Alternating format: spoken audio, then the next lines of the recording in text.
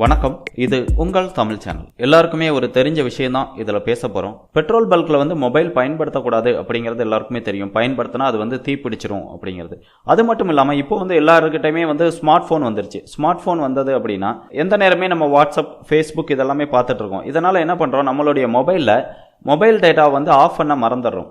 இந்த mobile data ஆன்லேயே இருக்கிறதுனால அந்த மொபைல்ல இருந்து வெளியே வரக்கூடிய எலக்ட்ரோ மேக்னெட்டிக் ரேடியேஷன்னால நம்ம பெட்ரோல் போடும்போது அந்த பெட்ரோல் ஆவியாகி வரும்போது இந்த 2 நாளே என்னாகும், அந்த பெட்ரோல் தீப்பிடிக்கிறதுக்கு ரொம்ப வாய்ப்பு அதிகமாக இருக்குது. அந்த மாதிரி நடந்த ஒரு நிகழ்வை தான் இந்த வீடியோவில் நாங்கள் காட்டுறோம். இந்த வீடியோ பார்த்தீங்கன்னா கடந்த வாரம் 23ஆம் தேதி நடந்த நிகழ்வு தான். இதில் பார்த்தீங்கன்னா அந்த மொபைல் டேட்டா அந்த ஃபோனில் ஆனில் இருந்ததுனால அந்த பெட்ரோல் போடும்போது அது என்ன பண்ணிடுது, தீப்பிடிச்சிருது. இது போன்ற நிகழ்வுகளை நம்ம தடுக்கணும் அப்படின்னா நம்மளுடைய மொபைலை பயன்படுத்தாமல் இருக்கிறது மட்டும் இல்லாமல் நம்மளுடைய மொபைல் ஃபோனில் மொபைல் டேட்டாவையும் மறக்காமல் ஆஃப் பண்ணி வைக்கணும். அப்படி வைக்கல அப்படின்னா நீங்கள் பெட்ரோல் போட போகும்போதும் இது மாதிரி தீப்பற்ற வாய்ப்புகள் ரொம்ப அதிகமாக இருக்குது. முடிஞ்ச வரைக்கும் இந்த வீடியோவை அதிக பேரிடத்துல பகிருங்க.